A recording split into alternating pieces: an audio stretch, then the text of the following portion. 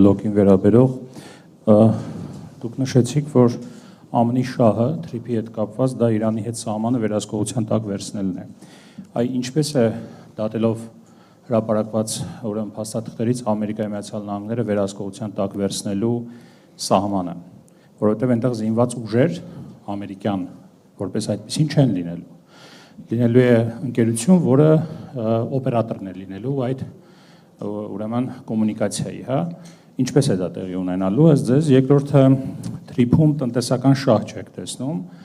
օրինակ եթե Հայաստանը դեպի Իրան Ջուլֆայով Նախիջևանով ստանում է երկաթուղի, եթե դեպի Ռուսաստան ստանում է երկաթուղային հաղորդակցություն, այստեղ տնտեսական շահ չկա։ Եվ երրորդ հարցը, թե ձեր բացման խոսքում, թե սրանից առաջ էլի հանրային խոսքում գրեթե չեմ նկատում, որ հնչի Արցախ վերադառնալու կամ Արցախը վերադարձնելու մասին թեզերը, որը մինչ այդ հնչում էր։ Ինչով է սա պայմանավորված։ Անիրատեսական եք համարում, չեք կարծում, որ այս պահին պետք է դրա մասին խոսել, եւ եթե անիրատեսական եք համարում, որ պահից սկսեցիք անիրատեսական համարել։ Շնորհակալություն։ Ուրեմն սկսենք, թե Հայաստանը ինչ է շահում։ Ես ուղղակի հիշեցնեմ հենց այս դայլիճում անցած մամուլի ասուլիսի ժամանակ գաղափարները։ Հայաստանը տնտեսական շահ այստեղ ունենալու է, այո, եթե բացվի ճանապարհը նաև Պարսկաստանի վրա, եթե ամբողջ շղթան սկսի աշխատել, եւ եթե այդ տրիպը հասնի մինչև Երասխ։ Այսօր չի երևում։ Այնինչ խոսում է տրիպի մասին, խոսում է միայն այդ 42 կիլոմետրանոց հատվածի մասին, 42-43։ Միայն։ Եվ խոսում են միլիարդավոր ներդրումների մասին։ Հասկանում եք, այդ հեքիաթները 42 կիլոմետրի վրա միլիարդ ներդրումի ներդրման համար այդ ասֆալտը ոսկուց պետք է լինի։ Կամ երկաթուղու բաները, ռելսերը ոսկուց պետք է լինի։ Ընդամենը 80-90 միլիոն դոլարի ներդրումային ծրագիր է, ընդամենը, որը Հայաստանը հանգիստ կարող է անել իր միջոցներով։ Պաուստային ֆոնդի հաշվին միայն 2 տարում բանի կառավարության կարելի է ամբողջ այդ տրիպը ստանալ եւ վերջացնել։ Քանի որ խոսքը գնում է տրիպի մասին, այդ 42-43 կիլոմետրանոց հատվածի մասին,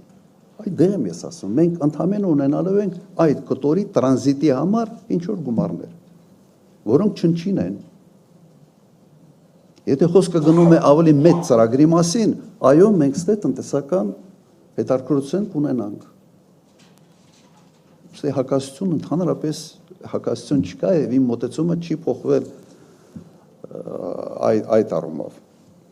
Հիմա ինչ վերաբերում է վերահսկողությանը։ Նայեք, այսօր վերահսկողությունը իրականացվում է ոչ միայն ընդհանրապես, ոչ միայն կոնկրետ զինված ուժերով, բանակով եւ այլն։ Դու վերցնում ես այդ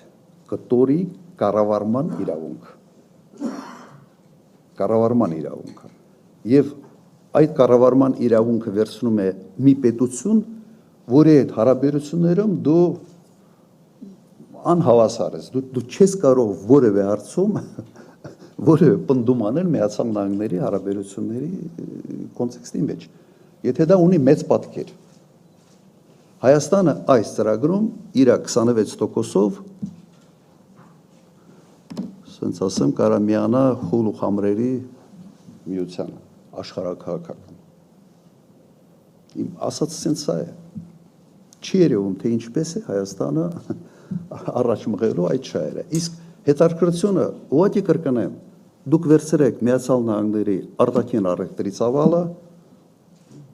եւ տեսեք, թե ինչ տոկոս է կազմում Հարավային Կովկասը այդ ծավալի մեջ։ Այլ չափանիշ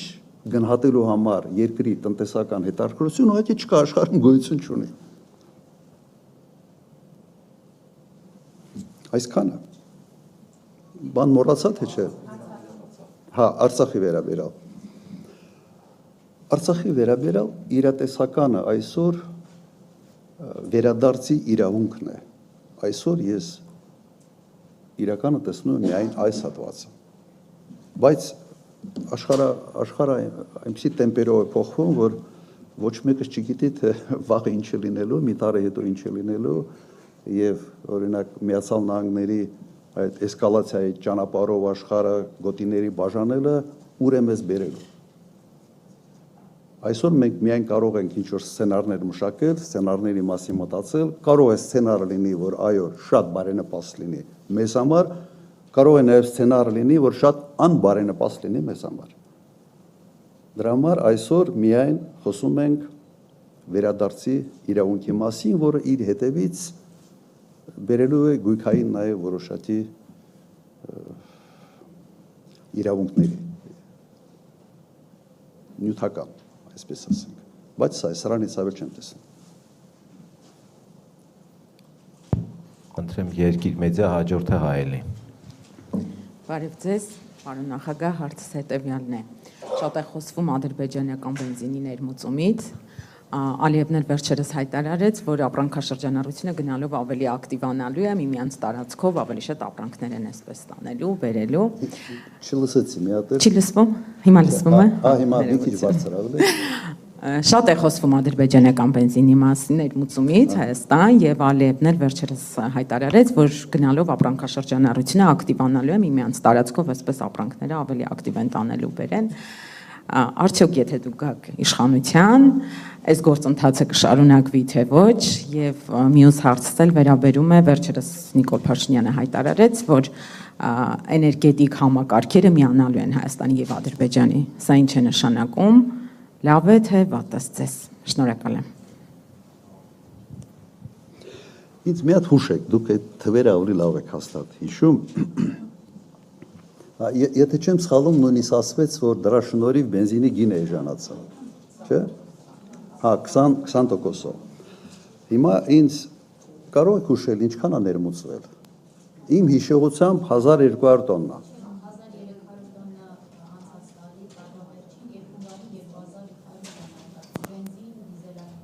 Չէ, բենզինի մասին եմ օրինակ։ Բենզինը 1200 տոննա էր, ինչքան։ Հա, մի րոպե։ Օրինակ 1200 տոննա, անցած տարվա հասկանանք, թե ինչ է դա Հայաստանի համար, ինչ է նշանակում։ Հայաստանի պահանջարկը ինչքան, ասենց հիշելով եմ ասում, բայց մոտավորապես եղել է 250-ից 300,000 տոննա բենզին։ Ես հիմա թվերը լավ չեմ տիրապետում, մի պատճառով հեղուկ գազ, էլեկտրոմոբիլներ, մի քիչ այս բանը կարող է փոխած լինեն, բայց մոտավորապես 250-300,000։ Քանի տոկոսն աղնում 1200-ը 300,000-ի մեջ։ Մի հատ ինձ ասեք, քանի տոկոս աղնում։ Այդ տոկոսը կարող է գնային որևէ ազդեցություն ունենալ շուկայի վրա։ Զորո ազդեցություն։ Մի տոկոս էլ չանում։ Մի տոկոսի ինչ որ չգիտեմ քանի բան։ Հիմա դրա համար խոսակցությունները, որ դա կարող է, ասենց դրա շնորհիվ գներն են իջել, աբսուրդ է եւ հիմարություն։ Ավելի շատ ես սրանունը դրել եմ քարոզչական բենզինի ներմուծում քարոզչության համար։ Հիմա ինչի համար են գները իջել։ Դուք եթե հետաքրքրվեք ընդհանրապես ինչ է կատարվում աշխարհում նավթային շուկայում, դուք կտեսնեք, որ վերջերս բավական մեծացրել են արտահանումները նավթային Սաուդյան Արաբիայի, Բրազիլիայի, Միացյալ Նահանգների եւ Կանադայի կողմից։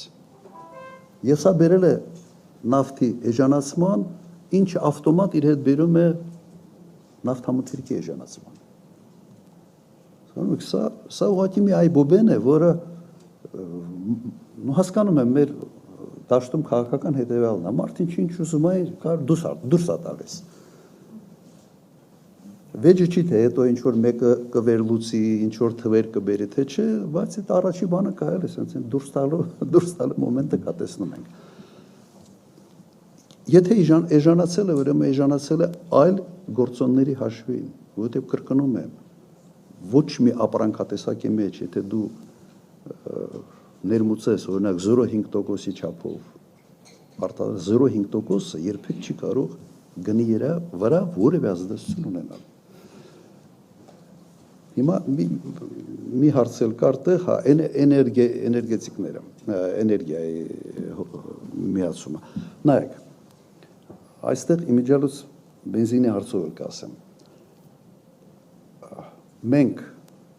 էլեկտրոէներգիա արտադրող հզորությունների ավելցուկ ունենք Հայաստանը։ Ադրբեջանն էլ ունի ավելցուկ։ Վատ չի եթե միանան, բայց միանալը բացի նրա, որ մեծ համակարգ ավելի կայուն է աշխատում, ասենց հեքիաթները, որ մենք ենք հոսանք ծախելու, իրենք են մեզ հոսանք ծախելու, մենք այդ հոսանքի կարիք չունենք։ Մենք ունենք էական ավելցուկ էլեկտրոէներգիա արտադրության։ Ադրբեջանն էլ ունի ավելցուկ, ոչ այդ մասշտաբի ոնց որ մեր մոտ է, բայց ունի ավելցուկ։ Իդեպ բենզինի մասին։ Ադրբեջանը ունի մեկ նավթազտարան, մեկ գործարան մեծ։ Եվ Ադրբեջանը ինքը հազիվ է բավարարում, այդ գործարանը հազիվ է բավարարում Ադրբեջանի պահանջները։ Անցած տարի Ադրբեջանը ներեմուծել պրեմիում բենզին 120,000 տոննա Ռուսաստանից։ Նույնիսկ մեծ հարց է, թե բենզինը, որ այստեղ է եկել, դա ադրբեջանական բենզին է, թե ռուսական բենզին է։ Եվ հեքիաթներ պատմել նրա մասին, որ հեսա ադրբեջանական բենզինը կգա այժմ եւ այլն, չունի այդ բենզինը։ Ադրբեջանը այդ քանակի վառելիք չունի, ինքը ներեմուծում։ Դիզվառելիքով այո ինքը բավարարում է ամբողջությամբ իր պահանջները, մի քիչ էլ կարա արտահանի։ Սա է իրական պատկերը։ Դրա համար մի լսեք։ Ճիշտ է, բարի հեքիաթ է, բայց ինչ վերաբերում է ընդհանրապես լավա թե վատա, լավա։ Բայց ով է ում ավելի մեծ լավություն անում, ապրանք առնողը, թե ապրանք ծախողը։ Ապրանք առնողը։ Վերջում Հայաստանում գեներացված գումարները գնում են Ադրբեջան։ Եվ սա որպես ինչ որ մի մեծ լավություն, ես ուղղակի անկեղծ ասեմ, չեմ հասկանում։ Ես 10 տարի նախագահ եմ եղել, երբեք վառելիքի ներմուծման մենք խնդիր չենք ունեցել։ Իդեպ վառելիքը բերում էինք ոչ թե պետությունը չէր բերում, մասնավորը բերում էր իմ հիշելով Վառնայից, Բուլղարիայից։ Ռուսական նավթը գնում էր Բուլղարիա, վերամշակվում էր այնտեղ եւ վառելիքը Հայաստան գալիս էր Վառնայից։ Նավահանգիստ Պոցից Հայաստան։ Ադրբեջանի երկաթուղ կարիք ընդհանրապես չկար։ Հիմա եթե դա նոր հնարավորություններ է տալիս, նորմալ է։ Բայց մտածի քո գումարները ուր են գնում եւ ինչ են ֆինանսավորում։ Իսկ կշարունակվի ձեր իշխանության օրոք, եթե գայք իշխանության գործընթացը։ Նայեք, իշխանությունը համենայն դեպս իմ ժամանակ երբեք բենզին, վառելիք, դիզել բան մենք չենք ներմուծել, մասնավորն են ներմուծել։ Հիմա եթե մասնավորի մոտ պարզվի, որ էժանը Ադրբեջանից բերել, հիմա պետք է մտածել, եթե խաղաղության պայմանագիրը ստորագրվի, եթե ամեն ինչ նորմալ լինի, то բերեմ։ Ես մեծ կասկածներ ունեմ, որ դա այդպես է լինելու։ Բայց կրկնեմ, իրենք այդ քանակի վառելիք չունեն։ Ոչի չունեն, իրենք են ներմուծում։ Հիմա եթե պիտի ռուսական բենզինը ներմուծվի Ադրբեջան, հետո Ադրբեջանից գա Հայաստան որպես ադրբեջանական բենզին, ես առնում ու դնում են քարոզչական վառելիք։ Նախարարներ գնա սահմանում դիմավորի, ինչ որ բան պլակատներով բանով նստեն, ինչ որ բաներ երկեն, լավ ամոթ է։ Ամոթ է, ինչի տեղ եք դրում մեր ժողովրդին։ Դեռ մտածում են, թե ոչ մեկը մի հատ չի մտնելու, չի ուսումնասիրելու, այդ թվերին չի տիրապետելու եւ չի հանրայնացնելու, ամոթ է։ Եթե մի սուրճ խնդրեմ ինձ կբերեն, դեմ չեք, չէ՞ դուք, որ կասեն չարաշահում է իր բանը, դիրքը։ Խնդրեմ Հայելի հաջորդը Փաստ ինֆո։ Մարիամ Հակոբյան, Հայելի կետեմ, պարոն նախագահ, ես իմ հարցը կուզեմ ձևակերպել։ Շատ կներեք, մի բան կտրեմ, ես նույնիսկ այն ժամանակ մի անգամ զանգել էի Հեյդար Ալիևին եւ ասել եմ մեծ ծրագիր ենք անում լիսի հիմնադրամով ասֆալտ ենք։ Ես անձամբ զանգել եմ իմ գրասենյակից եւ իրեն առաջարկել եմ, որ բիտումը մենք իրենցից առնենք։ Այո, Իրանից էին բիտումը, ասի լավ էլ քայլան, մենք նաև սկսենք տնտեսական հարաբերություններ ձևավորել։ Ինքը ասեց, մի երկու օր դուր մտածեմ, հետ կզանգեմ։ Երկու օր հետո զանգելա, գիտեք ինչ ասել։ Ասելա, ճիշտ ես ասում, բայց մեր մոտ կարող է դա սխալ ընկալու է։ Ես որ այդ գործարքին գնամ, ինձ շատ լուրջ քննադատության տակ կհայտնվեմ։ Ես իրեն ասել եմ, ես ինձ ավելի շատ պետք է Հայաստանում քննադատել, որովհետև մենք ենք առնում, փողը մենք ենք տալիս ձեր ապրանքը բերում։ Ասում եմ, գիտես, մի քիչ տրամադրությունները այստեղ ուրիշ են։ Դուք հաղթած կողմ եք, ու տրամադրությունները ուրիշ են։ Սա ուղղակի մեր խոսակցություններ։ Որ ուզում եմ հասկանաք նաև իմ վերաբերմունքը տնտեսական համագործակցության վերաբերյալ։ Եվ ուղղակի ճիշտ գնահատեք, թե ում հետ գործում եք, կոյտ ասած։ Հարցս հետևյալն է։ Ես սկզբում մեջ բերեմ Կոնստանտին Զատուլինի խոսքը։